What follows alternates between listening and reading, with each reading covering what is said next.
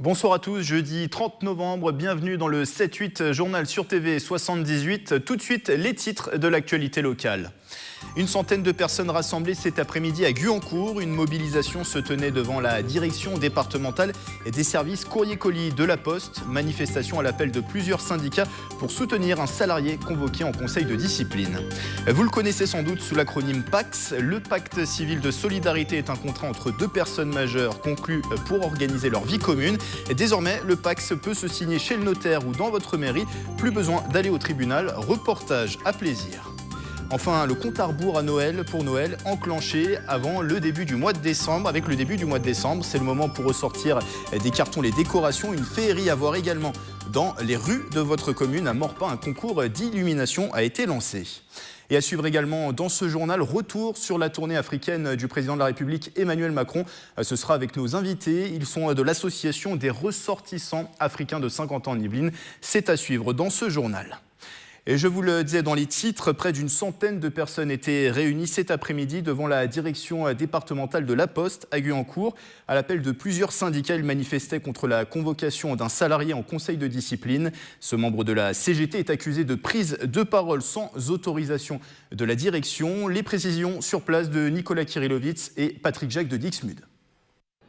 Pour eux, c'est clair, et il s'agit d'une répression syndicale. Plusieurs dizaines de personnes étaient réunies pour soutenir Vincent Fournier, un facteur de Vélizy, membre de la CGT convoqué en conseil de discipline pour officiellement prise de parole sans autorisation.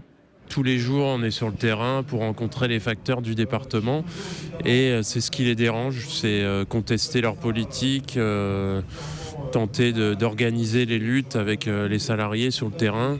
Et ils nous reprochent donc là uniquement de prendre la parole et de discuter avec nos collègues.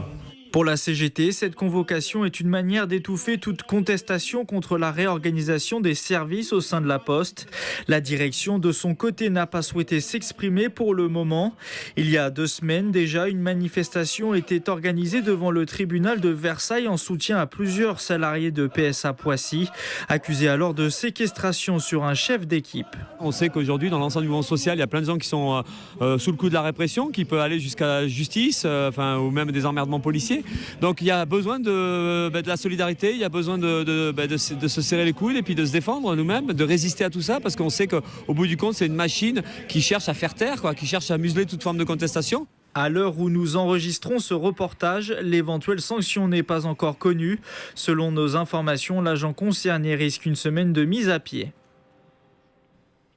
Petite mise à jour que l'on a appris entre-temps, la direction et les représentants du personnel n'ont pas trouvé d'accord, ne sont pas parvenus à un accord pour une sanction pour Vincent Fournier. Maintenant, c'est la direction seule qui a désormais la main pour cette décision. Ils ont, la direction de la Poste, 1 mois pour communiquer la sanction définitive à Vincent Fournier. Autre mobilisation dans les transports, la fédération CGT des cheminots de Trappes appelle à la grève demain vendredi.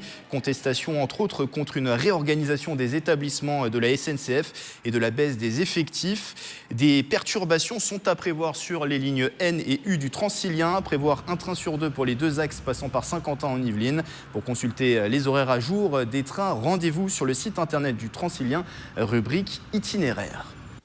Avec moi sur ce plateau, un invité qui m'a rejoint, c'est Issa Thiam. Bonsoir. Bonsoir. Vous êtes le président de l'association des ressortissants africains de Saint-Quentin en Yvelines. Alors vous êtes venu sur ce plateau pour parler avec nous de la tournée africaine d'Emmanuel Macron. C'est avec un autre membre de l'association qui nous rejoindra dans un instant sur ce plateau. On va tout d'abord parler de votre association, ses missions. Pourquoi finalement promouvoir la culture africaine à 50 ans en Yvelines? C'est l'objectif de cette association. L'association Arrêt a été créée en 1992.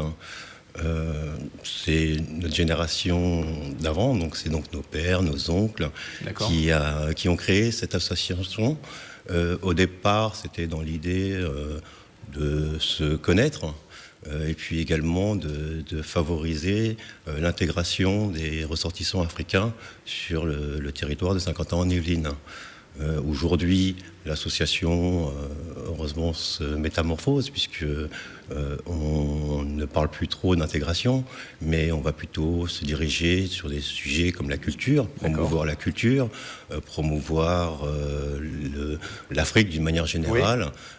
Pour ceux qui sont africains et également pour ceux qui aiment l'Afrique. Au début, c'était avant tout rassembler la communauté africaine de Saint-Quentin-en-Yvelines. Maintenant, la faire connaître sa culture, faire connaître, faire des choses ensemble. Faire des choses ensemble.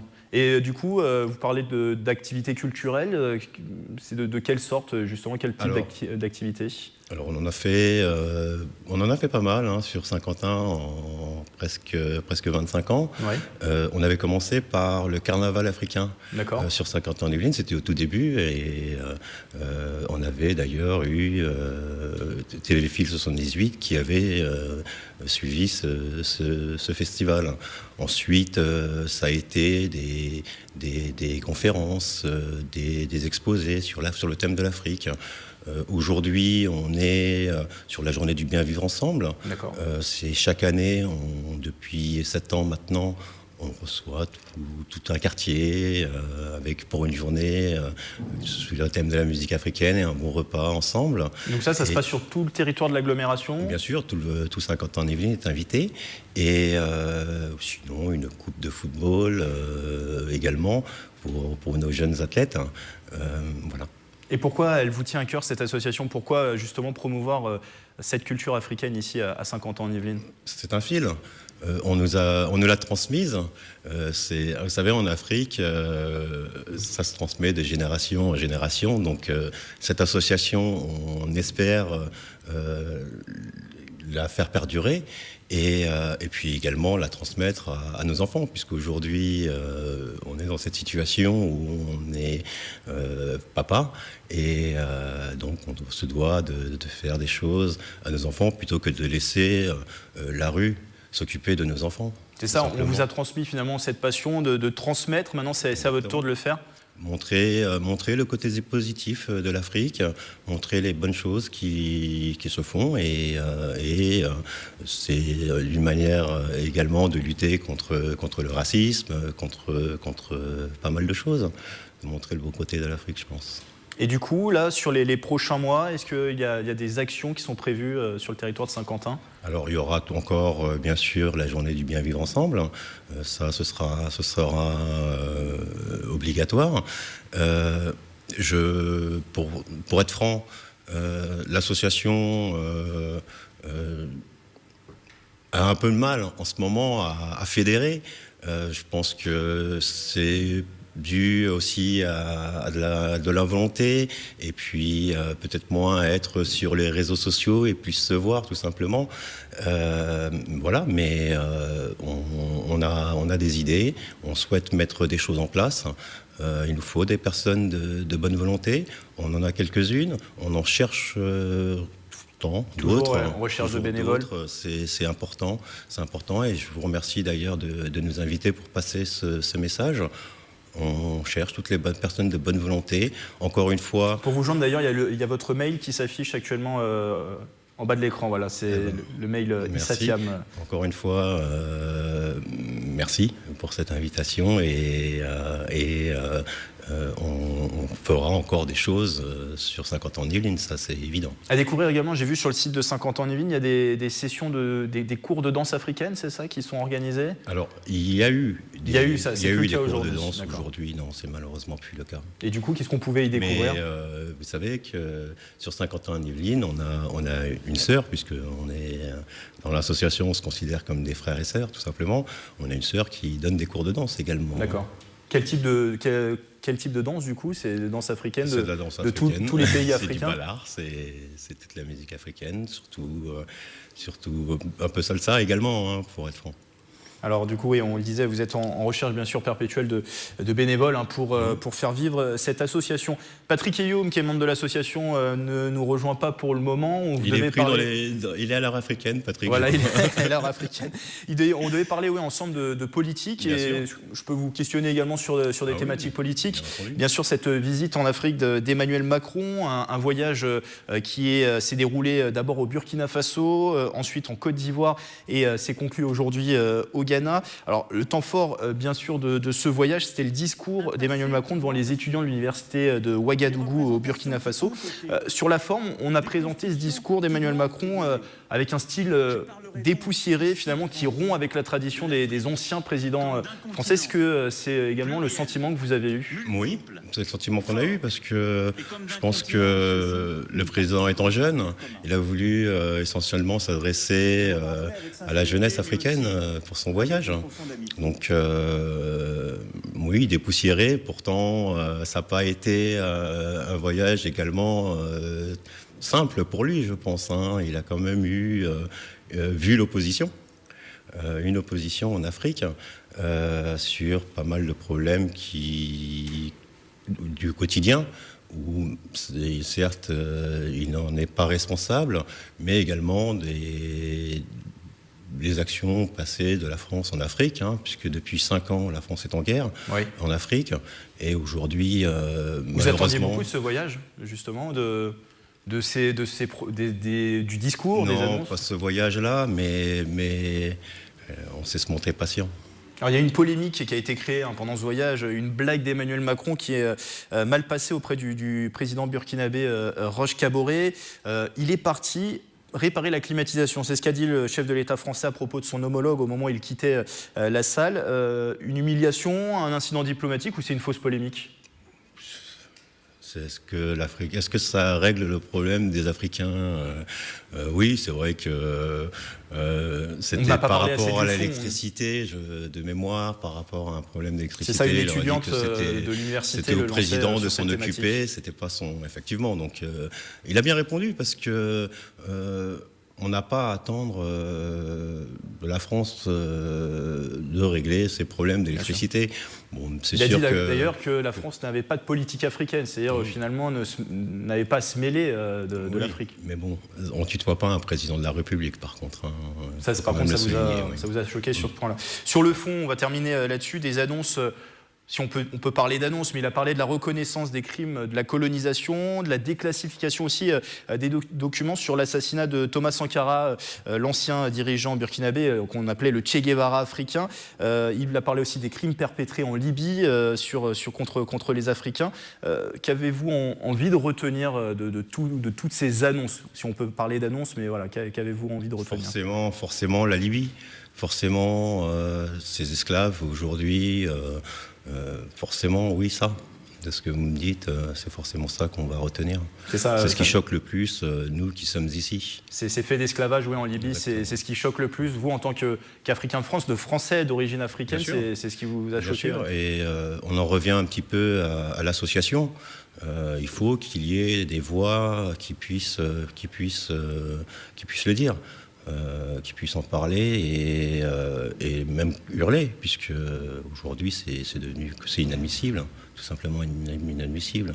Bon, Patrick Youm n'a pas réussi à nous rejoindre à temps, mais en tout cas on a pu parler de toutes les thématiques. Merci à vous Issa Thiam d'avoir été avec nous. Merci également. Je le rappelle, président de l'association des ressortissants africains de Saint-Quentin en Yvelines, et je rappelle que vous êtes toujours à la recherche de bénévoles, et pour contacter l'association, pour avoir plus d'informations, vous pouvez contacter donc cette association sur l'adresse mail qui s'affiche en bas de l'écran. Merci beaucoup. Merci bien.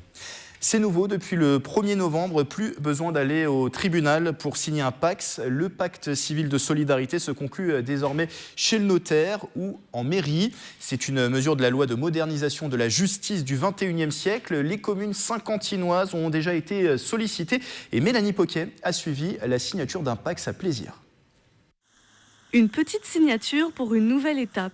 Après 4 ans de vie commune, Sigrid et Pascal se sont pacsés cette semaine à Plaisir. Depuis le 1er novembre, les officiers d'état civil peuvent enregistrer le pacte civil de solidarité. Les délais pour aller à Versailles étaient beaucoup trop longs et c'est vrai que quand on s'est passé au 1er novembre à la mairie, on a dit qu'on allait attendre cette date-là. Oui, c'est une démarche plus simple pour nous. Une nouveauté qui semble intéresser les Plaisirois. En seulement 1 mois, 17 dossiers ont été déposés. Le délai actuel dans cette commune, une quinzaine de jours.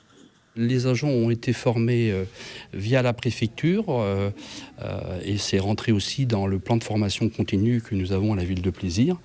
Donc nous avons formé pour l'instant 3 agents, mais à terme, tous les agents de l'administration générale seront formés pour la signature du PACS. Un dossier de PACS peut être pré-rempli sur le site internet servicepublic.fr. Il doit ensuite être déposé en mairie. Cela a été notre fil rouge toute cette semaine, le dossier de la rédaction sur le fait main dans les Yvelines, ces artisans qui vous font découvrir leur création. Dernier volet ce soir consacré à Élise Tinstol. Cette plaisiroise est ébéniste depuis 16 ans, un métier transmis par son père. Rencontre avec Mélanie Poquet. On ne trouve pas une planche toute faite comme ça dans le commerce. Avant d'obtenir une planche, on sélectionne notre bois et on l'assemble et on la colle. Élise Tinstol est un peu comme Obélix. L'ébénisterie, elle est tombée dedans quand elle était petite. À 39 ans, cette plaisiroise travaille le bois depuis 16 ans. Dans les copeaux, j'ai grandi au milieu des meubles et dans l'atelier de mon papa. J'allais toujours voir si je pouvais pas donner un petit coup de main. Donc les odeurs, le bois. Mon papa était aussi antiquaire, donc il y avait toujours des meubles qui rentraient, qui repartaient, qui étaient montés, démontés. Donc c'est vrai que c'était familier. Après une formation d'aménagement d'intérieur en Belgique, Élise suit un CAP d'ébénisterie. Son activité principale, la commande de particuliers. Dans mon ébénisterie, outre la restauration de mobilier, je réalise des meubles sur mesure et je réalise des créations aussi, donc des meubles que j'ai envie de dessiner, de réaliser, ainsi que des objets décoratifs en bois. Donc soit en tournage sur bois, soit pareil, des petits meubles, petits objets. Le fait de produire des choses à la main, c'est un gage de qualité parce que, enfin en tout cas chez moi, c'est pas, à part des petites séries, c'est pas de la production de masse. Donc moi j'ai à cœur de choisir, de bien choisir mon bois, le veinage du bois, les assemblages, la façon de le faire. Du chêne, de l'érable sycomore, du merisier, Élise Tinstol se fournit principalement dans les pays où les forêts sont durablement gérées, un savoir-faire qu'elle partage à son tour. Je forme actuellement un jeune homme qui est avec moi pour la 4e année et j'accueille régulièrement des stagiaires donc qui sont soit en école de menuiserie, soit en école d'ébénisterie et puis aussi ponctuellement des gens qui sont éventuellement en reconversion professionnelle, donc qui s'interrogent sur le fait de travailler dans le bois. Il y a 6 ans, Élise installe son atelier à Plaisir. Mobilier, éléments de décoration ou jouets pour enfants, une activité qui n'a pas fini de tourner. Sujet signé Mélanie Poquet, aussi de Nicolas Dandry, c'est lui que vous avez entendu sur ce sujet. C'est dans presque 300 jours, la prochaine Ryder Cup se tient en septembre 2018 au golf national de Saint-Quentin en Yvelines. À l'occasion de l'événement qui opposera les États-Unis à l'Europe, l'agglomération lance un site internet dédié. Vous y trouverez toutes les animations et informations concernant le golf sur le territoire avec des mises à jour régulières. Elle a déjà débuté à Saint-Quentin en Yvelines. La 17e édition de la Fête du Conte se déroule jusqu'au 10 décembre. C'est un voyage à travers 1001 histoires. Hier, à la médiathèque Jacques Brel de Manille-et-Hameau, les spectateurs se sont envolés pour l'espace. Camille Lambert vous entraîne la tête dans les étoiles. Ce soir-là, quand le soleil s'est couché, quand la nuit est apparue, les animaux ont regardé dans le ciel et ils ont vu apparaître un petit poisson lumineux. C'est l'histoire de notre planète et de l'univers qui nous entoure. Comptines, dessins et théâtre permettent aux plus petits d'aborder l'espace avec Albert Sandoz. J'aime bien piocher dans d'autres techniques artistiques, dans d'autres ressources artistiques comme le cirque, la jonglerie, l'origami. C'est un public que j'aime bien, moi, que j'apprécie. Ça fait maintenant à peu près une dizaine d'années que je raconte pour ce public. Ce qui me plaît dans les tout petits, ils ont un côté spontané, ils sont vraiment dans le présent. Et il faut du coup être vraiment dans le présent avec eux. Petit escargot porte sur son dos sa maisonnette. Aussitôt qu'il pleut, il est tout heureux. Il sort sa tête. Et si les contes s'adressent beaucoup aux enfants, pas question d'oublier les adultes. C'est pour tous les âges, c'est ça qui est génial. Moi, c'est ça qui me plaît aussi dans ce art-là, c'est que le conte traditionnel, il y a le conte traditionnel, il s'adresse vraiment, il y a toujours dans les contes traditionnels différents niveaux de lecture. Il y a des contes qui sont plus adaptés pour les enfants, mais à l'origine, dans la tradition orale, c'était pas spécialement pour les enfants, c'était à la veillée, on se racontait des histoires. Il y a toujours différents niveaux de lecture et c'est ce que j'essaie de faire aussi dans mes spectacles, quoi. Même pour les tout petits, d'avoir des petits clins d'œil, des petites choses qui font rire aussi les adultes. Pas d'âge pour rêver et se laisser embarquer dans la fête du conte de Saint-Quentin en Yvelines. Jusqu'au 10 décembre, les médiathèques du réseau et les lieux partenaires vous invitent à voyager. Les fêtes de fin d'année arrivent et pour la première fois, la commune de Maurepas lance un concours de décoration de Noël, occasion pour la ville de basculer dans la féerie. Certains Maurepasiens vont profiter du week-end pour installer leurs illuminations. Nicolas Dandry. Ils sont motivés pour gagner cette première édition. Stéphane Fons et ses 2 enfants profitent d'une matinée dominicale ensoleillée pour se lancer dans la compétition. Ils commencent à installer leurs décorations de Noël. J'installe les premières qui sont déjà préinstallées puisque je laisse les vis à l'année. Et du coup là j'installe la partie façon chalet enneigé. Je l'aide par exemple à monter les décorations sur le toit. Quand on fait des décorations près des sapins ou des choses comme ça, je l'aide à les installer, je l'aide à les tester et des choses comme ça. Les décorations qu'on va mettre, j'adore parce que notre maison elle sera toute jolie, parce que moi j'adore les décorations, et après je suis sûre qu'on va gagner. Et pour tenter de remporter le concours, Stéphane a renforcé ses illuminations. Les nouveautés, un bonhomme de neige lumineux et une guirlande pour napper le toit, un rituel annuel. C'est l'aspect fête, l'aspect festif, et puis comme j'ai des retours positifs de tout le voisinage concernant ces décorations, comme quoi c'est un enchantement, voilà, ça me fait plaisir.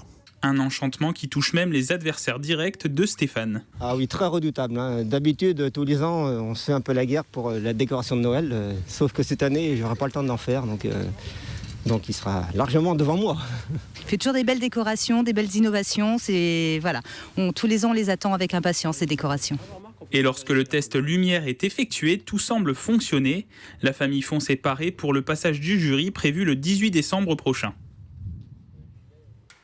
Petit retour en arrière, samedi dernier, les anciens et actuels de Déclic Théâtre étaient à la Meurice pour la 3e édition du Trap Impro Family et des retrouvailles autour de la marque de fabrique de l'association L'Improvisation. Retour sur cette soirée. Le trap pour improviser. Improviser. 3e réunion de famille pour Déclic Théâtre. Sur scène, on s'amuse, mais on n'oublie pas la saveur de l'improvisation. C'est une soirée festive avant tout, c'est une soirée de plaisir avant tout, c'est une soirée de spectacle avant tout, mais après, comme on fait un match d'improvisation, il y a nécessairement de la compétition et les joueurs d'impro, ils aiment bien, c'est au jeu du qui mieux quelque part. Alors il y a des règles à respecter, mais en même temps, si on enlève le match à tout ça, si on enlève l'ingrédient match, en fait, on se retrouve avec quelque chose qui n'a pas nécessairement de saveur. Vous avez tué mes parents et pour ça j'ai fait disparaître le tsar. Tu as fait disparaître quoi? Le tsar. Le quoi? Le tsar. Le quoi? Le tsar. Attention à ton articulation, ça aussi je te l'ai appris.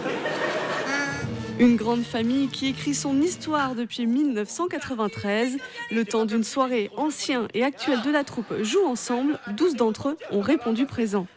On rejoue à la maison de quand on était petit, c'est génial. Et on joue avec des gens qui sont petits comme quand on était petit et qu'on jouait. Et du coup, on se dit, ça aurait été marrant si moi, quand j'avais été petit, j'avais joué avec des vieux. Et maintenant, c'est moi le vieux. Chez Déclic Théâtre, on est accueillis comme un frère ou comme un enfant si on est plus jeune. Et on est chouchouté, on est dorloté, on nous emmène, on nous aide, on nous fait faire des choses qu'on n'aurait jamais faites sans cette structure. Un rendez-vous réussi depuis 3 ans. Cette année encore, la Meurice a fait salle comble. Ils ne trouveront jamais le ghetto plaster. Allez, tu as entendu? On aurait dit un gastro-plastreur. Bonjour Tourny. Bonjour Champi. Salut toi. C'est moi, l'air de grâce. Oui. Fin de ce 7-8 journal. Avant de se quitter, je vous rappelle cette information. Vigilance demain dans les transports. La Fédération CGT des cheminots de Trappes appelle à la grève ce vendredi. Contestation entre autres contre une réorganisation des établissements de la SNCF et la baisse des effectifs. Et des perturbations sont à prévoir sur les lignes N et U du Transilien. Prévoir un train sur 2 pour les 2 axes passant par Saint-Quentin en Yvelines. Et pour consulter les horaires à jour des trains, rendez-vous sur le site internet du Transilien, rubrique itinéraire. Ce journal, vous pouvez bien sûr le retrouver comme d'habitude en replay sur notre site internet et notre application mobile tablette TV 78. On se retrouve lundi pour une nouvelle semaine d'informations locales. Demain vendredi, vous avez rendez-vous avec le 7-8, l'hebdo de Nicolas Kirillovitz. Bonne soirée à tous.